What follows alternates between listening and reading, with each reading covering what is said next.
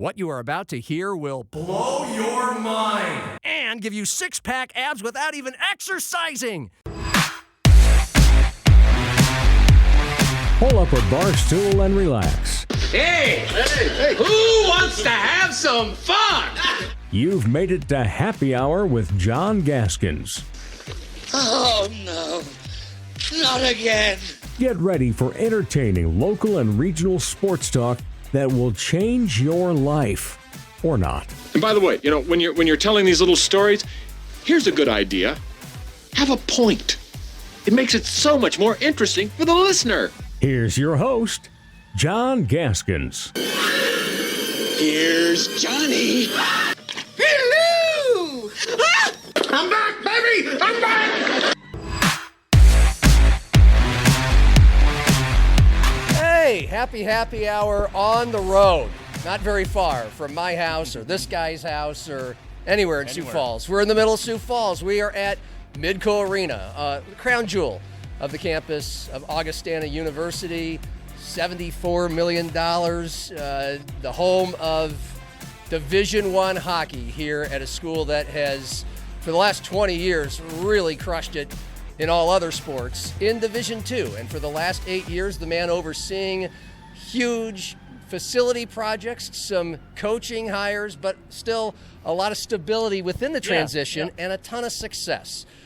Josh Morton, the athletic director at Augustana, is here with us today, high atop Midco Arena. Yeah, here we are. You suggested this, and it it's a nice it feels backdrop. right. So, yeah, it's cold. On a summer day, coming into a hockey arena is not the worst thing in the world. Yeah, this would be a good place to walk into on those 2 weeks of Hades that we had here up until the last couple of days.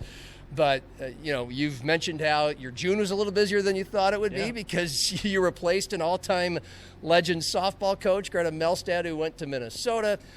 You've made a volleyball coaching hire. But, in general, when you walk into a place like this, knowing today you're going to do a chat about your life, the son of a legendary North Dakota State football coach who eventually went on to the Big Ten, a life in athletic administration. You did this for a little bit, TV sports anchor and reporter in both Fargo and in South Carolina before the career in athletic administration.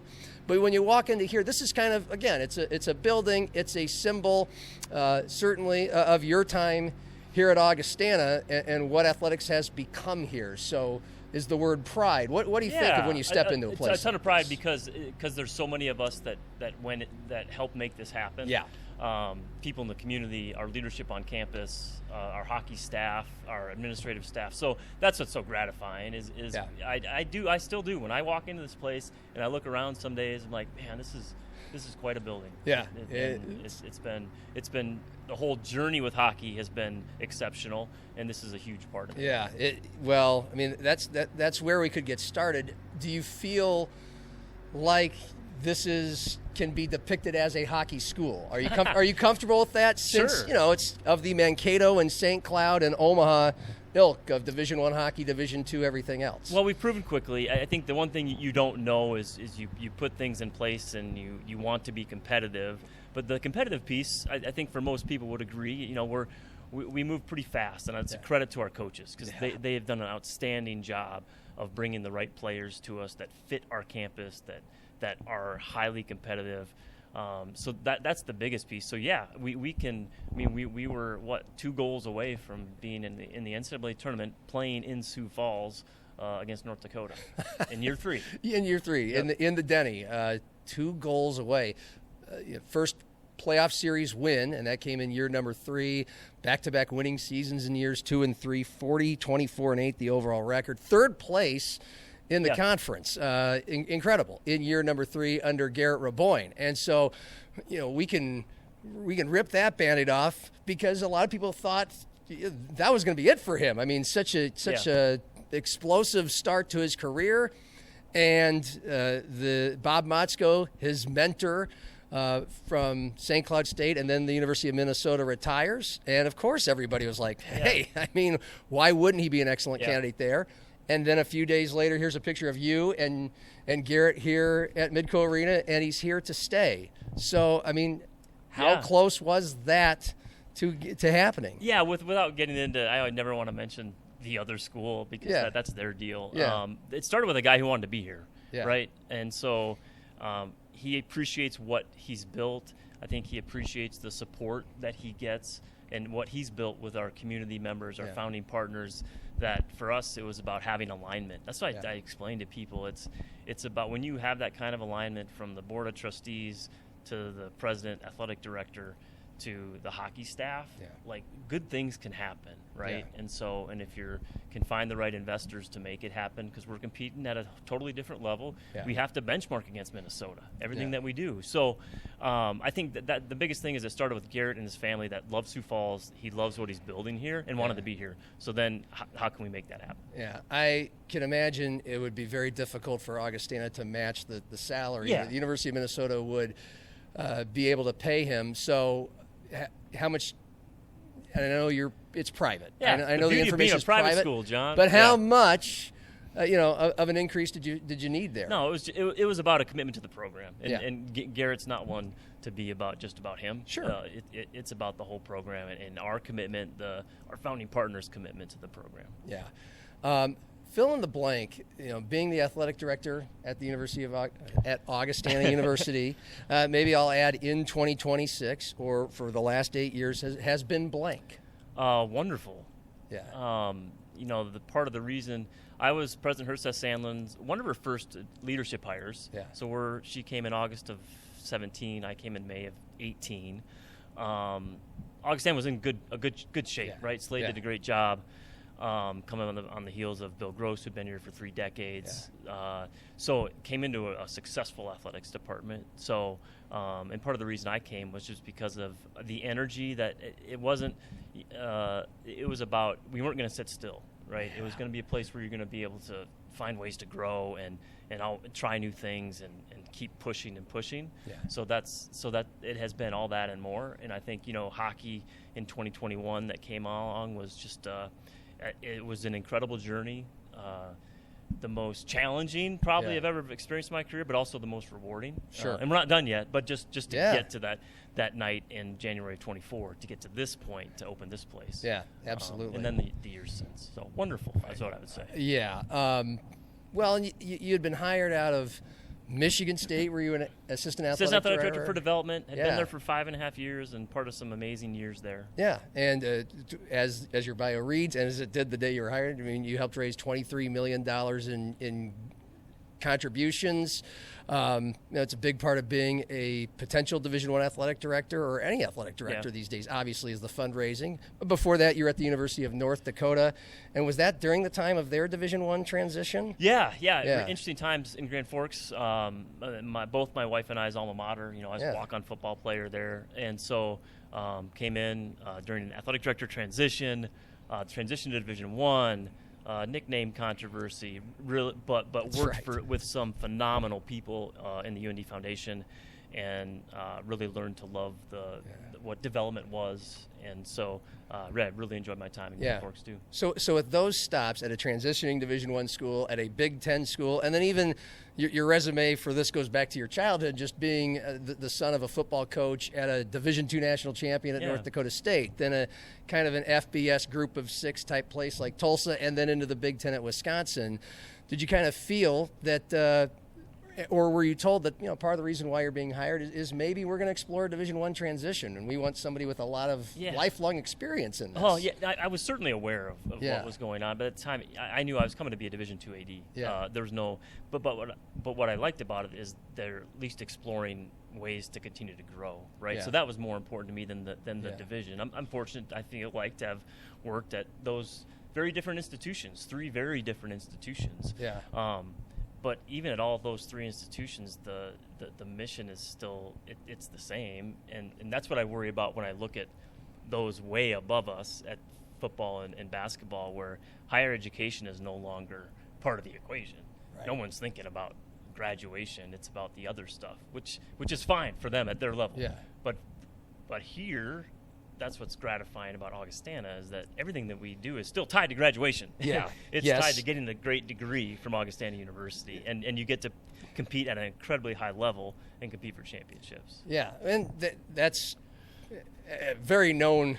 It's Captain Obvious how highly rated of an institution Augustana is academically, and certainly people who have been around here for a while are quite aware of the success in almost every sport and the longevity of so many coaches in almost every sport. And 8 years, how would you classify them? Because I'll go through this since I mentioned that, and then I'll the football coach here, Jerry Olszewski, has been here for 13 years, and obviously he's the all-time wins leader, and he's taken them to places they've really never gone. Consistent success, really for the very first time in the history of the program. Tim Huber has been here for 19 years. Baseball has won a national title. Greta Melstad was here for 20 and won a national title, and she goes right up to the University of Minnesota. Tom Billiter, before he stepped down a couple years ago, 21 years. Dave Crow, 34 years before he stepped down. And we'll get into those two. But Jason Reitmeyer's still here in his 23rd year. Tracy Hellman, when you were taking over, he was the cross-country coach. They had won a national title. He was here for 25 years until he left a few years. I mean, I can go on and on. Tennis and golf and soccer. So many great coaches who are here for 15 or more years, and only some of who have recently, retired or moved on. It says a lot about Augustana. Yeah. And that's what I was getting at. Certainly before Josh Morton. But it says a lot about this place and our coaches that, number one, they understand what it takes to be successful here, because it is different. Like the academic rigor is real. Yeah. You need someone that does care about it and that wants to succeed academically. Yeah. And so it separates us. And so the coaches that stay here appreciate it and then find the best way to recruit to that too. How would you depict the fan base, which consists of a lot of alumni? I would think a big portion of your fans that come to your football, basketball, hockey games went to school here. Yep. And it's tougher in every school in America, every minor league sports team like the one I work for, to draw as many fans as there used to be, with so many more competing things for the dollar. Yep. But how would you? So not just size wise, but makeup wise, the fan base here. Oh, we have such great support, and I would say high percentage are Augustana alums, right? And so they grew up going to the arena for basketball games or Howard Wood. And so I know that those fans so appreciate just going over there on campus. Yes. Kirkby Over Stadium changed everything, I think, for Augustana athletics too. We have an awesome fan base. But then what you see with this facility and with our hockey program is, I love it because I see a lot of our fans who have season tickets and football, basketball, they come to volleyball, wrestling, everything. But then they've embraced hockey too as the new sport, and they love it here. But then I see a lot of people who maybe this is their first time to campus, coming into Midco Arena, coming to an Augustana hockey game, and that gets them in. And then I've heard people, well, then we tried football. Oh man, what a great stadium, right? What a great game day experience. It is. Or basketball. So I think that's what's been really cool about adding this sport in particular. Number one, we always say, hey, if you're a Jackrabbit or Coyote, you can still come cheer for Augustana hockey. Yeah. It's okay. We don't compete against you. So it's the only college hockey team in the state. Yep. And I'm guessing that was kind of part of the pivot toward hockey back right around you were here for just a year or two when you kind of got that going. 3 years really, but 2020. It's a differentiator, and that's what in a crowded, competitive higher ed marketplace. Augustana hockey was never just about 27 guys on the ice trying to win on Friday and Saturday nights. This is about elevating the profile of the university, about differentiating ourselves in a very competitive higher education marketplace. Yeah. And that was, as I mentioned, kind of a pivot. And before I want to get to that, we should mention, before we go any further, right across the street, the Yeoman Center is getting a $3 million it's a mess right now. Renovation. That's why we're not in there. That's right. It might be a safety hazard. But if we had that behind us, it'd be, again, a kind of a sign of progress. And that, another part of you coming here was, well, not the reason why you were hired, but something that happened within the first year was the move over to the Pentagon for basketball. But now it's coming back over here. And just kind of describe that whole evolution. I'm sure the fans and major boosters have a lot to do with that as well. Just kind of, well, let's try over here. No, let's go back over to campus. We loved our time at the Sanford Pentagon. Yeah. I mean, what a facility, right? Yeah. I mean, it is a premier basketball venue. When we have football, and then I think having hockey on campus, it just felt right to be playing on campus. Yeah. But if we're going to do that, we need to make it better. Yeah, you're right. Right. Facility was built in 1989, and grateful to the Ellman family, who they still care so much about that facility with their name on it at 33rd and Grange. And so they helped us reimagine the first step of revitalizing. So last year we did new lighting and new sound system. This year it's a totally new floor, new bleachers that still pull out from the wall because it's a multi-purpose facility, but it has chair backs on 3 of the 4 seating sections. So enhancing the fan experience because we needed to. Because it's the home of volleyball, basketball, wrestling, acrobatics and tumbling, track and field trains in there, and every sport touches that facility. What you kind of mentioned it, but what kind of things are important in the experience, the fan experience for fans of all ages at the new Ellman versus what it has been? Plastic bleachers versus a chair back, right? I think it starts there. Yeah. But I tell people, like, when we changed the lighting last year, to me, it meant a lot. And the sound system. Both, like, maybe little things that you don't always think about until you're in it and you go, okay, this is nice. We can do things with spotlights. We can turn the lights on. We can have little light shows. All those kind of things that just make it a better environment. How much of how would you depict the student attendance at the Sanford Pentagon, and how much of getting it a little closer so they can just walk across campus, across the street, was it to bringing it back here as well? Truthfully, we saw our student attendance go down, and that's hard when you look and go, man, it's a 15-minute drive, and so that was part of it for sure.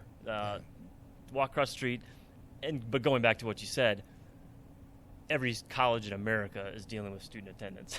Yes. And you could go to our national convention and find 6 different sessions every day about how do we get students' attention? How do we get students' attention? So we're still working on it, but definitely it's certainly a lot easier for them to get over there. Was that a recent convention that you were at? No, I'm just saying every year going back to the last 10. What are the general ideas? Or do you I don't know that anybody's share them? because it's a challenge. It's just like there's competition for everything, and certainly I think as you look at our kids today, are they used to being so social as they used to be? Do they want to be? And so all those kind of factors, right? Yeah. It's lifestyle factors that come into play for this too. Because we're about the same age. You went to UND. I went to the University of Nebraska. In your case, it's always been a huge hockey school. Yep. And at the time you were going there, I'm guessing it was really good in football. Yep. And not because of me, but yes, we were. Right, you were a walk-on quarterback. We'll get to that. But we're talking 25 years ago we were in college, and I guess that is a long time. 25 years ago, 25 years ago was a long time to me. Now it's not. It still feels like yesterday, but it does amaze me, and as I'm sure it does to you. Like, why wouldn't you? That would be like the thing. It would feel like the thing to do as long as the team of the game that is going on is good, which most of the ones around here are. And it's puzzling to me that, and I have 3 of my own who are, not of my own, but I have 3 stepkids who are now 19 to 26. One of them's a freshman in college. I get it. We see how different things are for them being raised and as teenagers into college, but it's still just, how do we flip that switch of like, why wouldn't you want to be at a place with a bunch of people with some cool things going on, and there's a scoreboard there, and your team's pretty good? Yeah, Now we do. We have throughout the year awesome crowds. Yeah. Football, basketball, and hockey. Yeah. But it's trying to get make sure it's on. It's a part of what you do, right? Yeah. And it's a part of. So our students that show up do an awesome job, and we just need more of them more consistently. Tell your friends. Yeah. What are the ticket prices for students? So students get in free to everything except hockey. Okay. Hockey's a $5 nominal charge only because we're limited in seating. Yeah. And so we need to know how many of them are coming. Yeah. But we always tell them, we'll never turn you away. We may sell out the student section. We'll find a spot for you. Yeah. Very smart. And by the way, when's the Ellman going to be ready? It'll be ready.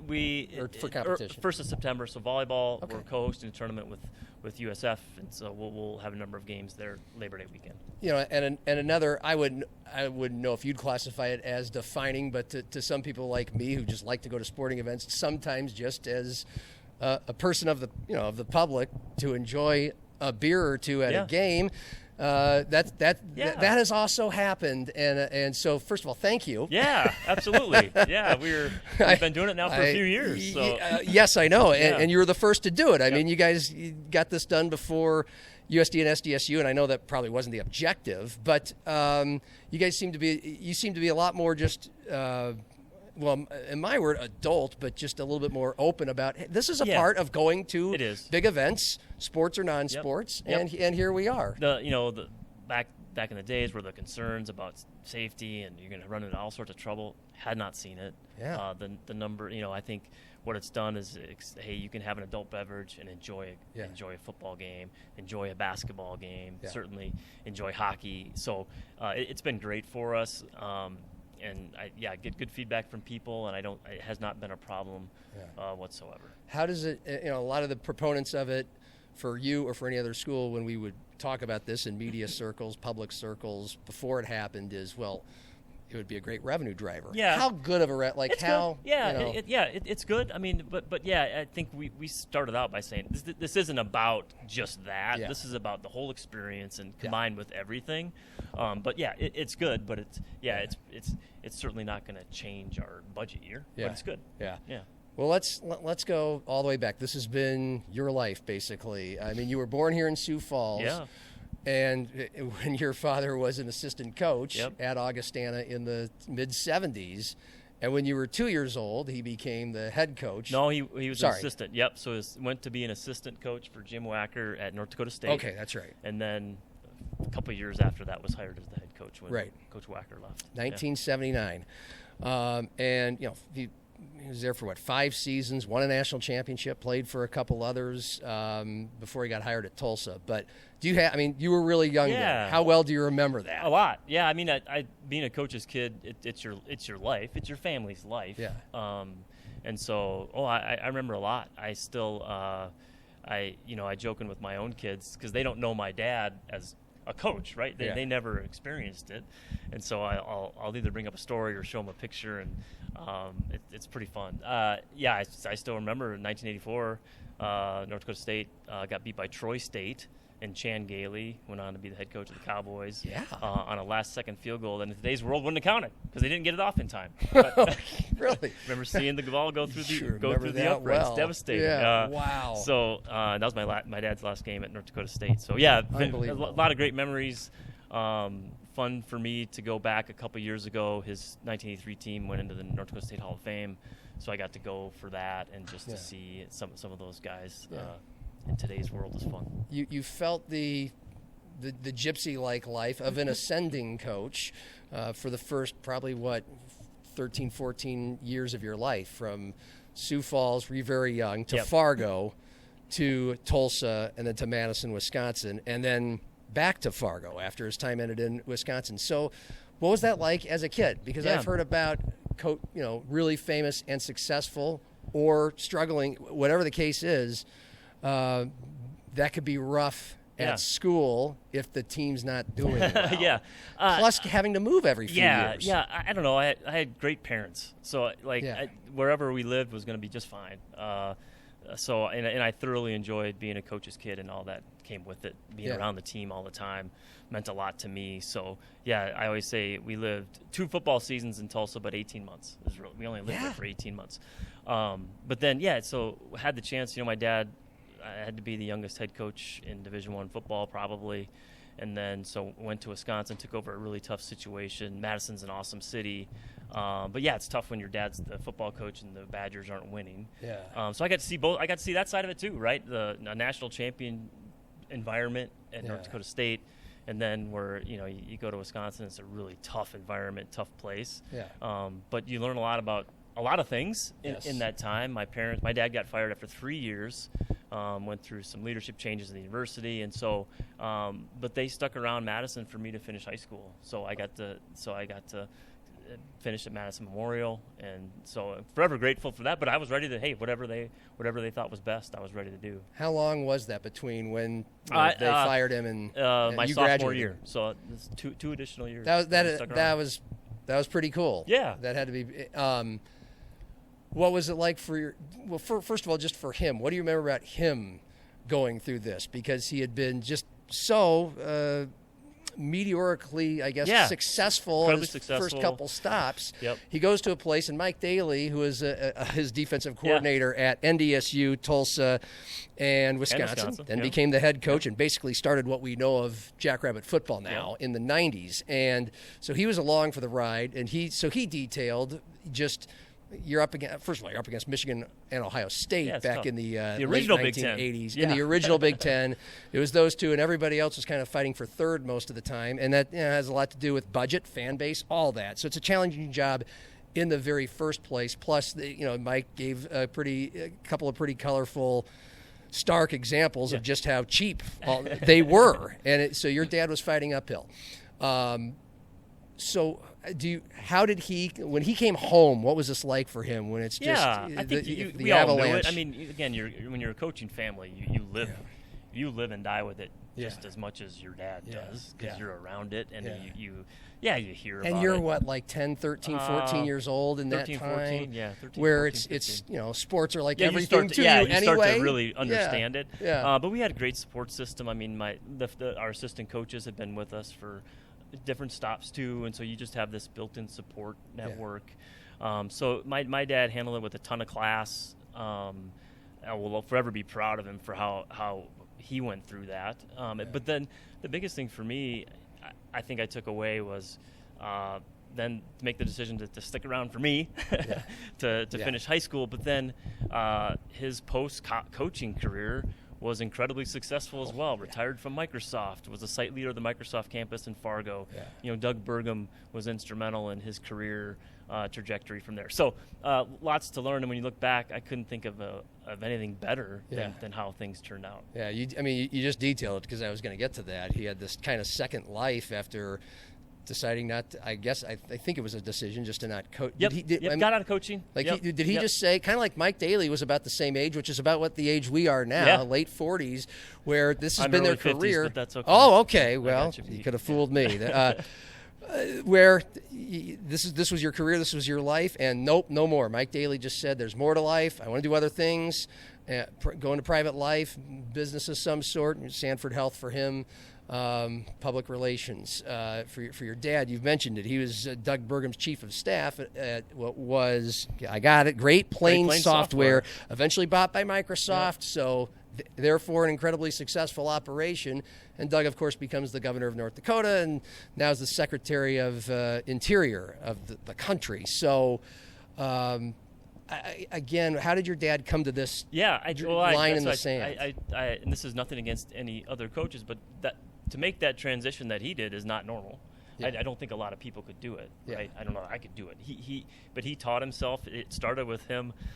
He was determined, when he got out of coaching, he got his Series 7 license. Right. So he learned the financial world quickly, and so that eventually that's what led to coming back to North Dakota State, and then Doug taking him on. So just hey, it's about life is about the transitions and how you react to them. What do you think was it that made him so successful in that second world, and how much of the first world of coaching and leadership, CEO of big operations himself, helped his second career? Oh, for sure. Yeah.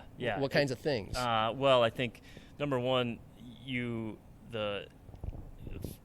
a sport of football, like a season of football is like a lifetime. I mean, it's like 11 games of you're just like this. Yeah. But you can't be like this. Yeah. Right. I think that you always have to be. Don't get too high or too low. I had a college coach. Coach Rob Bollinger was my position coach, and he was always like, on Mondays, some good, some bad. Yeah. Right? Because that's how it was. You have to learn from what you can. But so I think just having an even keel, having to communicate to a group of 120 people every day, multiple times a day, that prepares you pretty well for a lot of things. Then just the external pressures, and what that, how you respond to those kind of things. I don't think anything probably fazed my dad after going through what he did as a head coach. Yeah, so. It's a lot less public of a job. A lot less public of a job, true. There may be things that are either sliding or falling apart, but it's not out there in front of 80,000 people. Right. Or millions on TV. Yeah. But to nail this down, did he just, once the Wisconsin thing was done, did he just say, this is it? No more coaching for the rest? I think it took a while to get there, and then and then was fine with that decision. Once he was, what did he do in Madison for those couple of years? Took a year off, and like I said, got his Series 7 license. Okay, that's what he did. And then, worked for Lutheran Brotherhood for a little bit, and then eventually they made it back to North Dakota State. And so meanwhile, you finished in Madison, and you go to UND. Your dad, again, was he was the head football coach at NDSU. Yeah, and we had been away for a while. And so Roger Thomas was the head coach at UND, who they had actually played college football together at Augustana, Illinois. Okay. My dad and Roger Thomas. All then right. coached together here at Augustana. So I had a connection there, and we had been away for a little bit. I certainly understood the rivalry, but had been away for a little bit. So, and I recruited them. I mean, I was Division III recruited athlete that I knew how good the NCC was, and I wanted to play there. Yeah. And so I went to Mike Daly's camp in Brookings. There you go. And then I recruited UND, and best decision I could have ever made at that time. Why do you say that? Well, I met my wife. She was a swimmer. She moved from Chicago to swim in North Dakota. Best friend still to this day, and teammate, roommate, Kirby Gary, Sioux Falls Lincoln High School. Okay. And then just an experience that, again, you go through, come through high school, you think you're pretty good, right? And then you get to college and you realize you're probably not as good as you thought. Yeah. But at the same time, I was a part of some 3 conference champion. I think 3 times we made it to the national semifinals during my 4 years. So cool to be around that and to be part of something really, really special. You kept it pretty modest about 20 minutes ago when I mentioned UND was pretty good at football when you were you were there. It's part of some really successful And you were a walk-on quarterback. How much did you get to play? Not much. I think my career stats were, I was 2 for 3. Okay. So, when I would come in, obviously we weren't throwing the ball a lot. Yeah, right. Yeah. We were usually up big on somebody. Yes. But was still, very, very much, I never took that as I still worked my butt off in the weight room. I always wanted to be a great teammate and teach when they bring in a younger quarterback who takes over for you on the depth chart. So my first day on campus, we had 7 quarterbacks on the depth chart. Okay. I was number 7. And I left as the number 3 quarterback 4 years later. So you climbed the ladder. I climbed the ladder through attrition, right? So during this whole time, you're probably getting a sense of, I'm not going to the NFL here. Your dad, successful head football coach, but kind of went through the ringer, now in the business world. And so what were you thinking for yourself at that time? Coaching? Yeah, probably coaching. But you got into broadcasting. Probably coaching until I interned at the campus TV station at UND, and that led to a summer internship at a TV station. My sister was going to law school in Tulsa. I went to live there for a summer and interned at the CBS affiliate.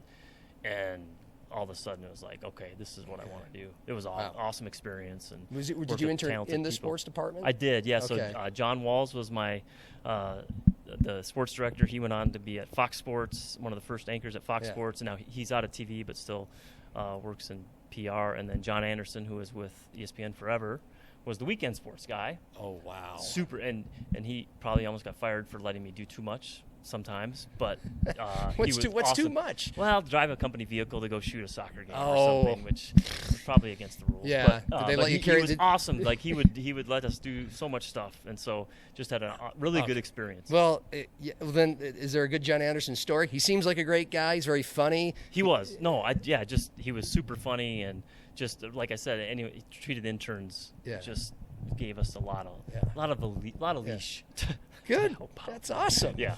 I think. It sounds like it was awesome. It was great experience. Did you get to go on the air at all? No. Okay. No, but did that help you get your job? Was your first? For sure. So was your first full-time job out of college at WDAY TV? Yep. And, worked for Dana Mock and Stacey Anderson. Forum Communications family. That's right. There first we are. Paycheck was from Forum Communications. Our bosses. That's where I'm getting my paychecks now. What was that experience like? Were you It was great. And were you reporter, weekend guy? Yeah, reporter, photographer. Yeah. Fill in, very little anchor. Okay. All sports? Yeah, we did everything. I mean, That's WDAY always you were in the sports department. Yep. Okay. Yep. Yeah. Didn't have to do any news. WDAY was always, a leader. Yes. And so got to do some great things there and really, really enjoyed it. Got married and then had an opportunity, people who knew people that job opening in Charleston, South Carolina, as the number 3 person in the sports department, so a step up. And fortunate to take that job. Was risky, never been there. Both my Totally wife and I different from the part of the country. Midwest. First time we saw Charleston was on the bridge in our U-Haul coming over in the middle of August. So. Yeah. Middle of August. Wow, Yeah, that probably. was great. Great timing. Unloaded a Yikes. U-Haul van with my father-in-law in 98 degrees. It's one of the top cities I want to visit that I haven't visited in the country. It just looks so beautiful, the Southern hospitality. But what was it like for you living there and also working in sports there? As the sports, it was you couldn't ask for more. I mean, we covered the SEC, the ACC, covered the Carolina Panthers, NASCAR, golf, high school football is huge. And then we covered FCS football. I really enjoyed it. It was a ton of fun. How long were you there? 9 years. So in the last 5, I was the sports director. Okay. But I always knew we loved Charleston's. All 3 kids were born there. We still go back quite a bit. Charleston's one of the best cities in America. But I knew there was something else there. The third child probably was the kicker. It was like, man, this is tough. At East Coast News, if I hurry, I can get home by 12:15. Kids don't care. Yeah. They're up at whatever time. Yeah. And so it just knew there was an end in sight. Okay, so it was the hours. No, it's just, I saw the TV industry's changed a lot. Yeah. Right? Yes. And Yes. kind of saw that coming a little bit and knew I wanted to be around athletics. Didn't know what that meant. But started making some connections in Charleston and trying to talk to some people about things they do.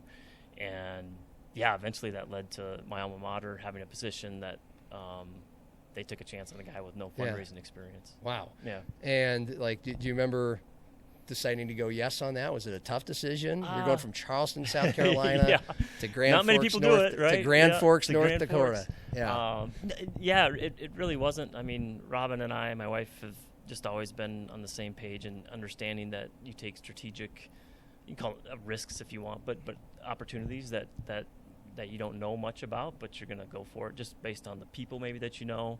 And so, no, it wasn't a hard decision. Moving across the country is no fun. Yeah, but I know. but Done it.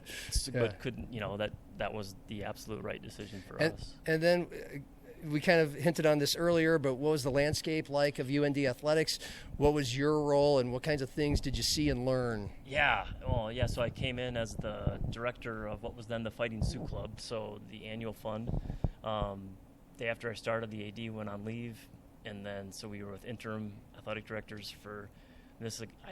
My first taste of college athletics in that environment, right? Yeah. And no AD, and so leaned on. I was a foundation employee with a dotted line to the athletic director, and so leaned on the foundation staff, and they were terrific. And so we started a campaign, the largest campaign at the time for them, and it was great. I mean, it was learning, a totally new way of doing things. Yeah. You come from a TV environment that is very like boom, boom, boom, boom, boom, time sensitive. This is it, to in the business world where sometimes things you don't really have a finish line, right? Like You have to be different. very patient, Yeah. I'm guessing. Yeah. Yeah. So it was great. I enjoyed it a lot. Okay. And how long did it take you to realize, okay, this is where my career's path is now going? Yeah. I think the first year I was like, wow, this is great. And I love development because development is about relationships, right? I mean, so to spend time with quality people who want to do good with their money is really powerful. And it so I loved that aspect of it. And you mentioned you'd had no fundraising experience, and yet you really liked this, and obviously you got really good at it. How? Like what translated? Was it learning was it being comfortable being in athletics because you grew up with it, or Yeah, I think you speak the language. I think that helps, but I think I had great teachers at both UND and Michigan State on the development side. So a lot of people you can lean on and learn from. Yeah. And but at the end of the day, it's about showing up and building relationships and helping people who want to find a way to do something good. So. How would you describe being at a school whose administration decided we're changing the nickname of the school from the Fighting Sioux to the Fighting Hawks. It was certainly a contentious time on campus, but the hard part was trying to explain to people this is we at the time we have to do this. The NCAA at the time said we are on the list, and so if you either do it or you're no longer part of the NCAA. And so certainly there were people that thought, well, then let's get out of the NCAA. Okay, well, that's probably not a great idea. So so it was an education, but I think I credit Brian Faison, who then came in as the AD, and when people look back at Brian's tenure, he was there during the transition, the nickname controversy, and did a terrific job of navigating that and putting them where they're at. I can't imagine going through something where, again, you're not the person calling the shots, but you're witnessing the people calling the shots. You're certainly around a lot of the ones taking a lot of the incoming. and you're part of your job is to be around some of the more influential people that carry the big checkbooks that dictate a lot of things.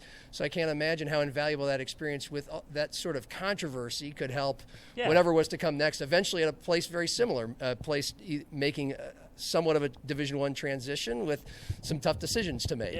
Eventually. Or have you ever seen it that way? Or? I mean, I think you got to learn from every experience that you have. So there's a lot of parallels between anything that you go through. But that was an interesting time for North Dakota. And then you go to Michigan State. I'm sure that was probably, how'd that come about? It had to be irresistible to go to the Big Ten. Yeah, I think career-wise, I wanted to see what it was like at that level. And my parents both grew up in Flint, Michigan. My mom, my grandpa, my sister, all sorts of extended family went to Michigan State, so it wasn't just some place in the middle of nowhere. I knew what kind of success they had. I remember sitting in, Mark Hollis was the athletic director at the time, and I mean generally considered at the time, if not the best, top 3 in the country for ADs. I'm sitting in his office the week of the Michigan game on my interview. Wow. And just, what year is this? 2012. Okay. Yeah. All right. So Mark D'Antonio, obviously Tom Izzo's entrenched as already a legend, and Mark D'Antonio's already won a Big Ten title. Just getting up there neck and neck with Michigan and Ohio State. No, we I say we because I was there. We won it in 12-13. It's okay. So hadn't yet, but we're just on the Wikipedia. I hate to bring this up. The Wikipedia of D'Antonio said there was a conference title in 2011. Oh, there was. Because back in the before the. you're right. I don't know if that was before the championship game. Whatever. No, it was. Anyway, he's doing well. It's going well at Michigan State. For football. Football's up here. I mean, I was so lucky to land there at that time where a Rose Bowl. Which for old school Big Ten schools, the Rose Bowl was still that's the pinnacle, right? And for a kid who grew up in the Midwest, I got to go to the Rose Bowl for work, and I'm sitting there like, holy cow, this is unbelievable. So college football playoff, Cotton Bowl, obviously basketball, Final Four, just really, really, really cool to be there. And were you mainly doing the same thing there? Was your primary job fundraising? Yeah, fundraising. Just they had growing their staff, and so part of my job was to find new donors, and so I went to the West Coast a lot. They had a number of alums in San Francisco and LA, and so it was it's a great time to be a fundraiser when your team is really successful. Sure. Having said that. You still have to have a unique skill set when you're dealing with a lot of people are pulling at them for their money, for their contributions, for all kinds of things, charities and other endeavors. And we would classify UND, especially at your time, a transitioning mid-major to, it's a mid-major. It's a Division I mid-major. Michigan State, Power 4, Big Ten. And now, when you came to Augustana, Division II, and still mostly Division II.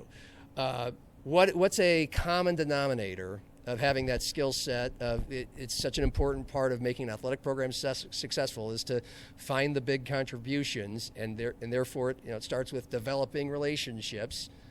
Is there a common denominator no matter what the level of school? Yeah, it's still, I hate to say it, it's relationships and the impact that people can make.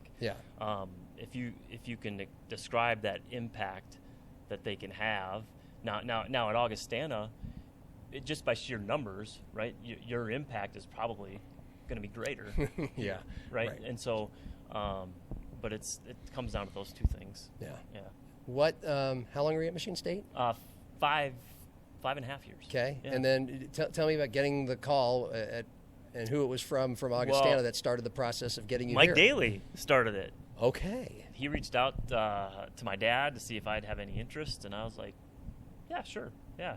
I had in December had gone through the first round of interviews at North Dakota for the AD job, and they made a great hire. Bill Chave's awesome, and I wasn't probably this was a better place for me, and so. But I'd gone through it and did research and started to think about things you have to think about as an AD, and I was like, I really enjoyed just going through that process and having to think about those kind of things that as an assistant AD you don't have to think about. Right. And so I said, yeah, I'd be interested, and then one thing leads to another, and you go through the process, you realize the people are great. I knew about Sioux Falls because Kirby Gary, my college teammate and roommate, was from here. I came here a couple times, but I'd always followed, Sioux Falls dynamic community, and so that was the first thing because my kids oldest was a sophomore, then 7th and 6th grade. Yeah. And so I didn't want to I wasn't going to take them to some random community. Right. Sioux Falls checked those boxes and then some. So that was a huge deal, and then you just realize the people and the opportunities that are here. Mike Daly at the time working for Sanford Health, Yep. which is still a major contributor to Augustana and so many other things in our lives here in South Dakota and the Upper Midwest. But what was his pitch? Or what did he was tell just you? he just think there's great opportunity. Yeah. It's a growing community. Yeah. Facilities are good. Yeah. As they are in 2018. Opportunity to be better. Great new president. So.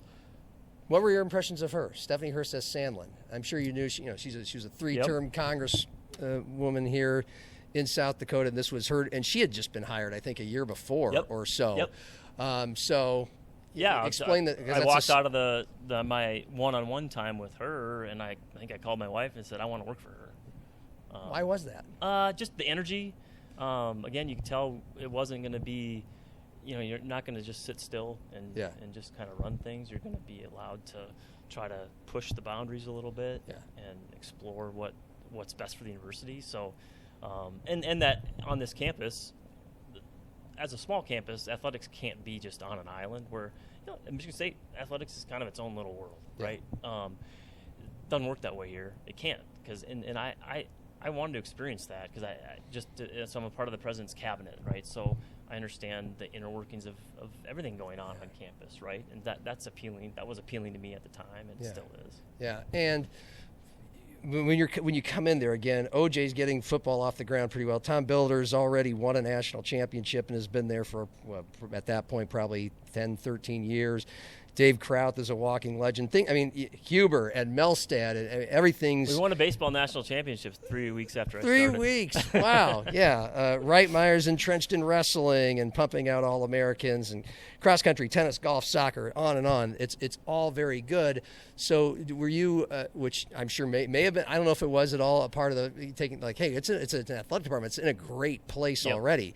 But did you have any understanding, or were you given any task would be a big word of these are kind of the objectives once you get going with the job? Did you have a sense of what that would be? Well, I think as a campus, our first because it was I'm trying to think, there was a lot of leadership transition at the time on campus, my position being one of them, is to really take those first 6 months as a campus and work on a strategic plan of what it's going to look like.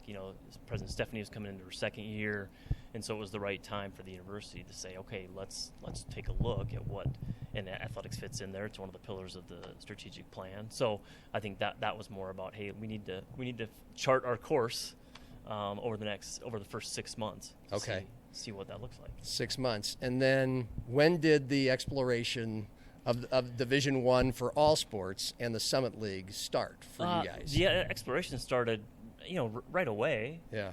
Before I came, during Slate's tenure, they had a consultant that they worked with, and to start to outline what it would look like, right? Which is just prudent, to understand what's the landscape, where are we at compared. And so that was, a lot of that 6 months was trying to understand it, trying to build relationships to get a good understanding of where Augustana was at compared to where if Division One's, if it's the right thing, what does that look like financially and otherwise? And so that was part of the exploration. And eventually you guys did decide to go for it. Yep. And what do you remember being, if as much as you can, take us behind the scenes of conversations with athletic directors, presidents of some of the schools in the Summit League. They came here and visited here. What was your sense of your chances? And it started internally, honestly, because it was us looking at ourselves. Sure. And so we formed a steering committee that was made up of coaches, administrators, community, and so just to really dig down into details. I'm sure there are some schools that probably make a decision and they just go. Yeah. But we weren't going to do that. It wouldn't be very smart of us. And so we took 3 or 4 months of steering committee work to say, if these are our objectives, this is where we're at. This is where we may fall short now. This is some benchmarking. This is what it looks like at Division One. So part of an education, the Board of Trustees, voted for the entire strategic plan and understanding athletics got the most attention. I get it. That's why, that's why we love sports, right? Yeah. It's a driver. And so, but it was one piece of the strategic plan. And again, it wasn't just about winning games. It was about elevating the profile of the university and how can Augustana keep up with this dynamic community of Sioux Falls. Yeah. So and then the process. There's a lot of behind the scenes stuff. We felt really good about our process, I think, and how we approached it. That it wasn't herky jerky. It was very methodical and deliberate. And then we went through a virtual site visit during COVID, so it wasn't a campus site visit. So told no, not at this time. Back in May of 2020, and then dusted ourselves off because that's tough. You put a lot of work into thinking that's the right place for you, and then that slowly starts to go to the potential for Augustana hockey, and here we sit in 2026, and it's been awesome. What were you told? Like, what were you told? The why of the no? Yeah, just no, not at this time. I mean, that's it. There were some more things, but I wouldn't want to get into it. But okay. But good relationships with the A.Ds in the Summit League that were at the time, and many of them are still there. Is it? I guess this is an appropriate time to ask. They only have 8 teams in basketball and fewer teams in other sports now. So, of course, some of us wonder, they're looking for league stability. The offices are right here. Is there any interest or exploration?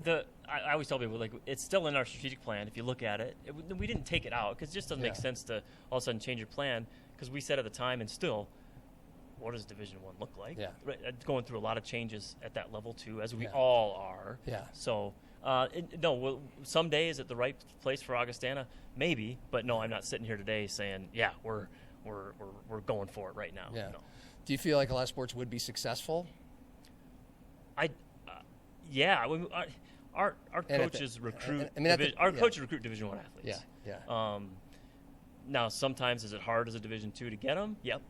Of course. But our programs that are highly successful are recruiting at that level. Yeah. So sure, I think we'd have some sports that have proven they can, and we play them in the fall or in the spring for a spring sport. Yeah. We want to make sure because I can remember at the time we're kind of like, Biller's ready to rock and roll, and so is Dave Krauth, and they they could be competitive right away.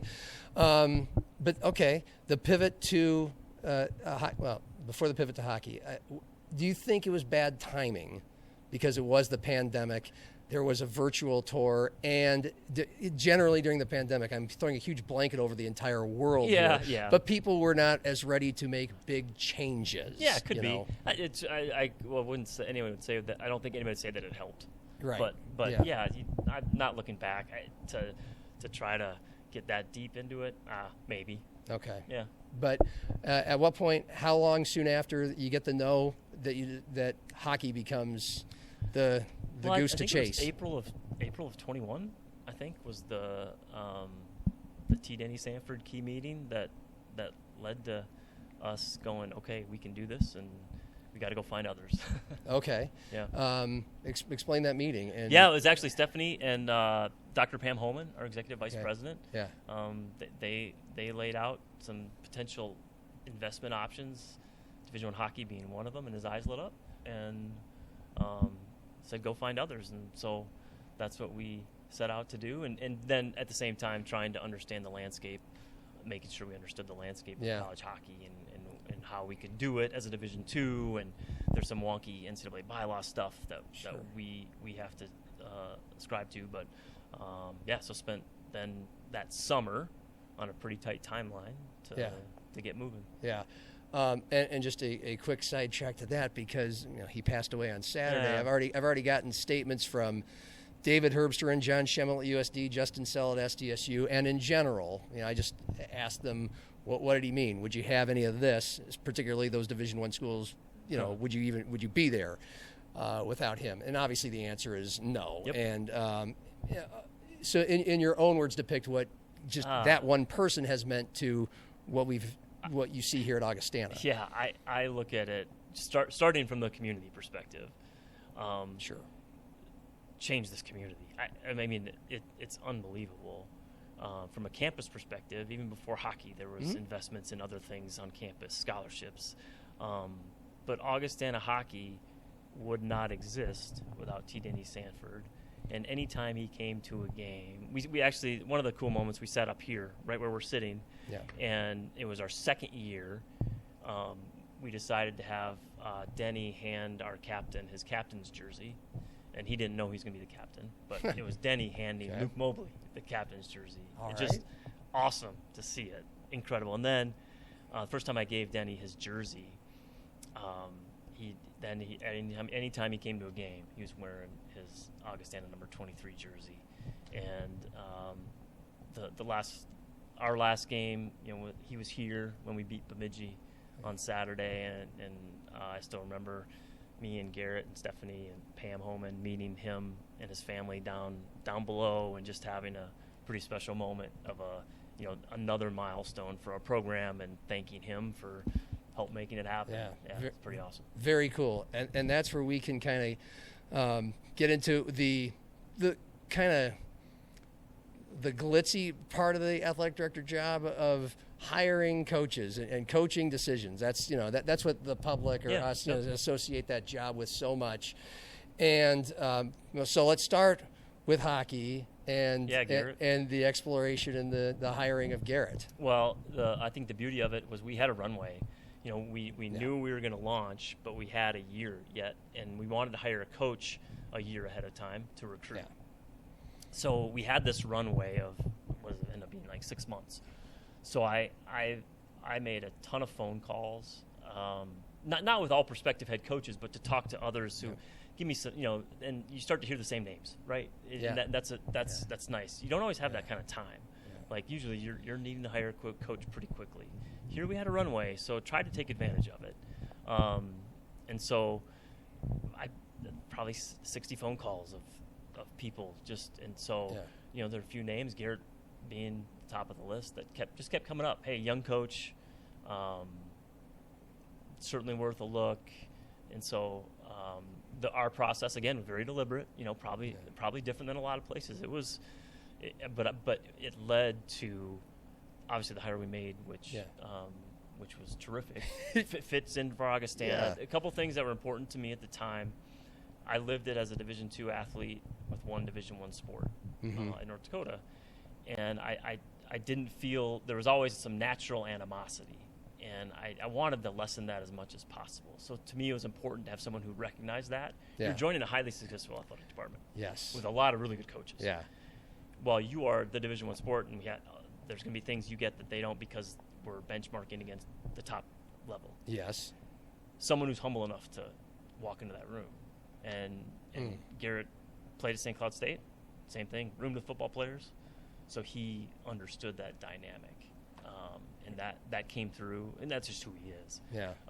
So that was important to me. Because at that time, what year was that you hired him? 2024? 22. 20. Oh, okay, 22.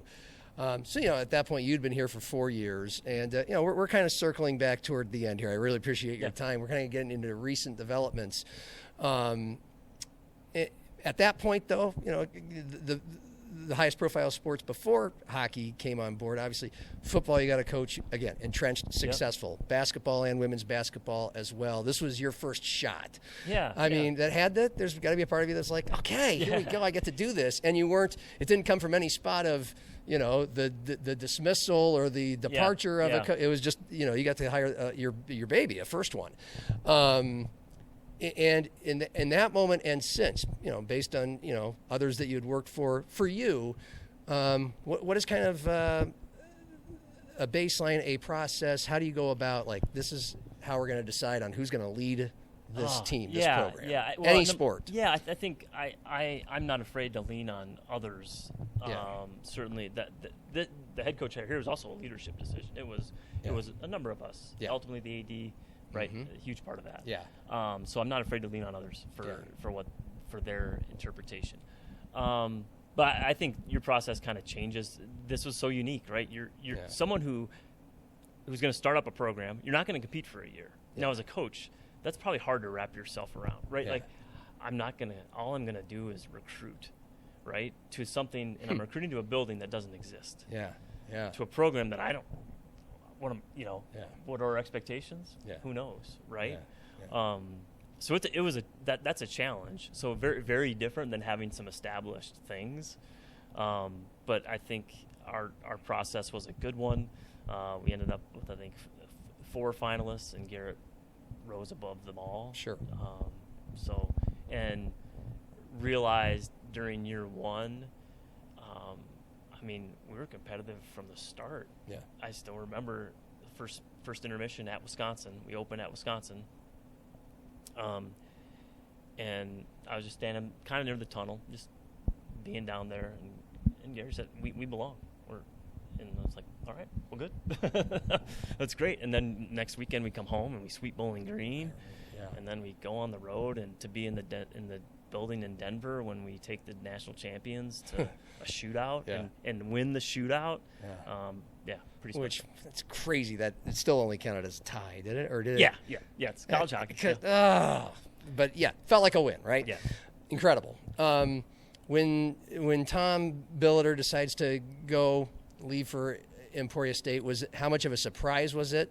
And then what went into determining stay right on the bench and hire Cody Schilling? It was a surprise, and I think it took all of 3 hours to get Cody signed, sealed, delivered. We talked to his team that afternoon because that was. I think as an AD, you're always watching and observing and seeing. I always tell young assistant coaches, like, when you want to see an assistant coach that doesn't have blinders on, because coaching can be very insular in this. This is my job. All I care about is this sport. Those that have their eyes open to the whole department and understand there's a marketing person that does this, or there's a communications person that does this. That those are the type that I feel like make head coaches, because not every assistant wants to be a head coach. Not every assistant should be a head coach, but those that show that and that build relationships outside their sport are important. So Cody checked those boxes, and then some. It's gone pretty well. It has. He's done great. Second place out of 14 teams and in the today's NSIC. world, where in that sport in particular, when you have a coaching change, doesn't matter. You're just it's gonna be. But we brought in some great kids, and lost a few too, but brought in some great ones. And Cody's done a terrific job. Meanwhile, in women's basketball, it was a tough transition after Dave Krauth left. What do you recall going into the decision of hiring Jillian Flores-Bennett, and then ultimately it not working out and deciding it's not going to work out anymore after just 1 year? Learning that, hey, you gotta, if you see something going, not that I think Jillian's a very good basketball coach. It wasn't working for us, so for us. We make that transition, and I'm really pleased with what Nate's done with the program. He's done a great job of incremental wins in year 2, but you can just feel a different culture amongst the team. And again, you go through a coaching transition no matter what. There's just transition, and in today's world where players come and go, and so have some stability after this year. And so feel really good about where they're headed. And I know he's excited about his recruiting class coming in, too. He applied for it when Dave stepped down, correct? That's what I've been told. Private school, I don't have to obviously, you feel good about the decision to hire him the second time around. And how would you depict that culture? You said the culture is going well. Yeah, it's going. I think it's there's always bringing in. Again, it's Augustana is different, right? Mm-hmm. So there's the academic piece, and so I think it's a culture that we're used to being competitive, right, and winning, and so you go through a couple tough years. It's not like you snap a finger and bring it back, right? But your leader has to be still the same person and be able to adjust, because there's some things about Augustana that are different, but to bring back some of that competitiveness. And that's what I see. I see our team, those younger players, and some of our transfers that came in. Like the game against Duluth across the street. I think it was like a 59-58 game. Yeah. Which that is not Nate's preferred style. Okay. Yeah. But adjusted, and they found a way, hit a last-second shot to win it. Yeah. So those kind of moments that I see coming more and more. I have just a couple more, and that's the two coaching moves you had to deal with in the last couple of months here in the summer in June. For one, Greta Melstead, just take me back to getting the call either when Minnesota was looking to hire her, and when she took it, and also I'll just give you a chance to explain in your own words, even though you already did it in a press release, what she meant to Augustana softball. Oh man, Greta! I truly, I learned from Greta over my 8 years. People may not realize, because she's such a nice person. She's so smart. Yeah. She's the ultimate competitor. Yeah. And instilled that in her teams. Yeah. And that's why I always loved being around our softball teams, because they're the same. They'd be great. You going with them on the bus or hanging around the hotel. They're great. Then when they're on the field, they're different. And I just love that. And so, Greta, obviously what she's done here, I mean, we were able to do the new Bowden Field because of her national championship, everything. So couldn't be happier for her that this is an opportunity. But it wasn't an easy decision for her either, and that says a lot about her. Yeah. You'd think, oh, man, Big Ten calls, you just go. But it wasn't that easy for her. But I'm excited for her, and excited for Colleen now, too, to step in, and she's hit the ground running, and excited for what she can bring. What drew you to her? She had 13 years at St. Catherine and St. Paul, Division III school. She won about 58% of her games. What made her? Because this is a big position in Division II softball. It is. Yeah. Well, it also has to be someone that's willing to take that on, right? Yeah. Let's face it. It's not for everybody. When you look at, she's a Hall of Famer. She was literally in the Hall of Fame. Yep. Won a national championship, and now I've got to replace her. I think it's having that right mindset where you celebrate it and build on it. She's actually built a great relationship with Greta, and so just coming in through. You go through that process, and it was a deliberate process for us. But in today's world, you do probably have to move a little quicker, because even in that sport, we had some. You're always worried about transfers, and so we wanted to move deliberately, quickly at the same time. So, she just kept rising and rising. I didn't know much about her at all before, but the more from my first conversation with her to the on-campus interview, I'm just excited. She has a plan. She knows who she is as a coach, and so knows the things to build on from what our program has been. I'm going to guess, drawing from being a person who's spent most of her life and career in Minnesota, which is a big recruiting base for you guys here and there and every point in between. Yeah, may have factored in. Also at a private religious school. Yep. Okay. Yep. All those things. Yeah. Because again, we have our softball roster. We have a number of nursing majors, health sciences, something like accounting, and so.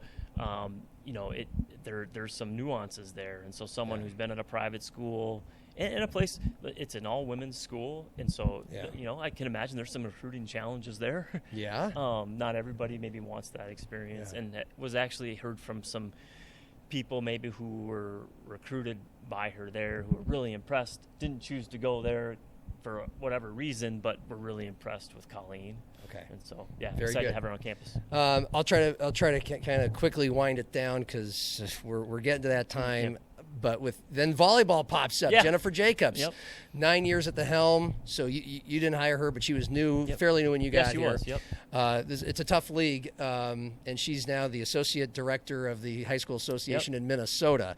So she moves out of the sport. What did she mean? And Erica Buke, meanwhile, did I say that correctly? Erica Butte. Yep.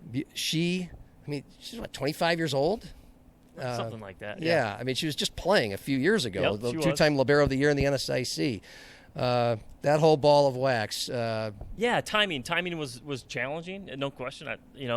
When Jen told me on a Monday morning, but you look at the calendar. Okay, we got that is a tough time of year to hire a coach. We've got our volleyball team reporting here the first week of August, so got to get to work. And grateful that the university allowed us to move really quickly. Yeah. And so I had watched Erica. So number one, got to know her a little bit because she was one of our student athlete leaders. So got to know her maybe a little more than some that I do, and was always impressed with her. She was an absolute competitor. Yeah. Was a leader for our volleyball team. Then I was excited when she got into coaching. And so then last year she brought her team here as the head coach of Bemidji. Yeah. And so I watched her coach, and I think we swept them. But I watched how her team responded to her. I watched her command of her team.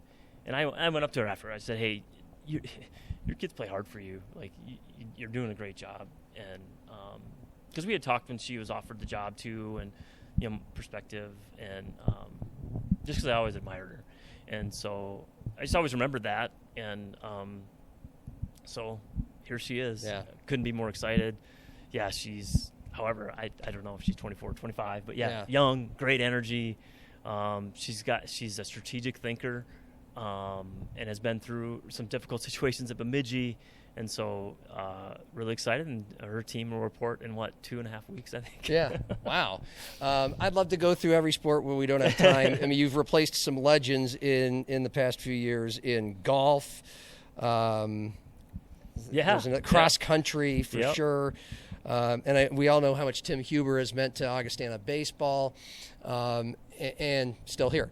I can't talk to an athletic director in 2026 in college sports without NIL and the portal, and how much of that takes up your time as mostly Division II athletic director, although it might present a different challenge in Division I hockey. Yes, it does. I would say on the NIL front, we've embraced it from the start. I mean, we want our athletes to have the opportunity. We're not talking tens of thousands. Mm-hmm. We're not talking $1 million. Yeah. But can they do something? And then they have. So we partner with Open Doors. It's one of the leaders in the country as a third party. They're a great partner of ours. So our athletes have the opportunity to capitalize on name, image, likeness. That was accompanied by just because you hit a spark in my head. Blake Lawrence was his name. He's a football player at Nebraska, and he kind of was ahead of the curve years ago before this. How do we help out athletes? Go on. Yep. So we have a marketplace where they can, and we're trying to keep them going, and some athletes have absolutely embraced it and are doing great. Transfer portal, you can see it on our coaches' faces. In some of our sports where that's part of the deal. We're fortunate. And I'm not naive. I understand it can change quickly. But I think our numbers are lower compared to the rest of the NSIC. Yeah. I do check in on that. I look in the portal and try to see where we're at, and that our numbers are lower. Mm-hmm. And hopefully it's because our coaches are providing a great experience. They value the academic experience at Augustana. Because if someone's going and let's say, rumors of one school giving $10,000 cash, number one, I don't know if it's true. Mm-hmm. There's nobody fact checking, but it's true because it's in recruiting, right? And so, but if that's gonna if that's what a kid is looking for, then probably Augustana is not the right place for them anyway. But yeah, I feel it for our coaches, because during certain times of the year, you can see it on their faces. It's tough. You got to keep recruiting your own roster, and where they value the relationships of recruiting, you don't get that in the transfer portal. I mean, you better make a quick decision, right? Now, in the sport of hockey, it's a very tight window. Our coaches have done a really good job of probably someone they recruited before, so they had a previous relationship, and so feel really good about adding them to what is a really good culture in that locker room. So, but sorry to interrupt. No, that's okay. But I think the NIL, everything's going to accelerate quicker in the sport of hockey, where maybe 3 years ago it wasn't even a thing at all in college hockey, and now it is. It's becoming more and more. Is Garrett staying here as part of that, just feeling comfortable that Augustana has that part of it covered well enough that he's not going to worry about? Those are conversations we've had. So I think we're on the same page of, hey, we've got to do some things. We have to find ways to do things we hadn't done before, or that maybe for our campus was like, wow, that's a big step. But now we're doing them. And so I think so. Okay, we'll finish on Jeff Filling, because I've talked to everybody else about him, and I can't. So I feel like I can't let you go without. Everybody knows that situation. Battled cancer, 40 years, voice of Augie, came back triumphantly, football, and then just it crept up on him and got him last spring. How does the leader of the Augustana Athletics depict? I'm sure you had to do so. Well, when you think of Augustana Athletics, for so many of our fans, that's the voice, and it is. I was so grateful that he came back for that year, because I know it meant a lot to him. It meant a lot to us, obviously, but I know it meant a lot to him to be able to have that and to battle through what he battled through to get to a point where physically he could do it. That meant a lot. And so, I can't say enough about Jeff and the impact he had on this whole department, the relationships he built. He was our MC for a Hall of Fame, so his dry sense of humor. Oh, yeah.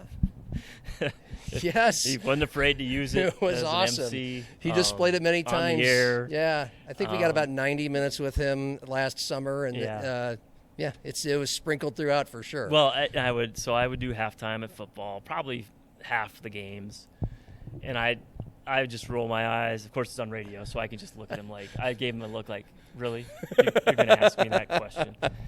Because he would go anywhere he wanted to. Yeah. Right. Yeah. So, but no, miss Jeff and miss hearing his voice.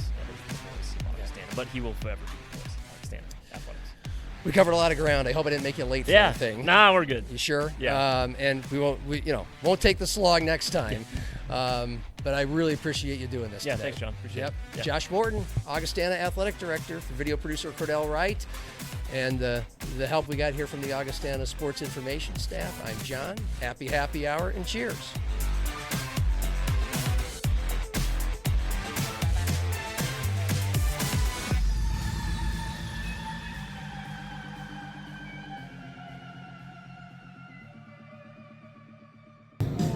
You need anything else, John? No, I think I'm good, Greg. I think I'm going to tap out. All right. Have a good night.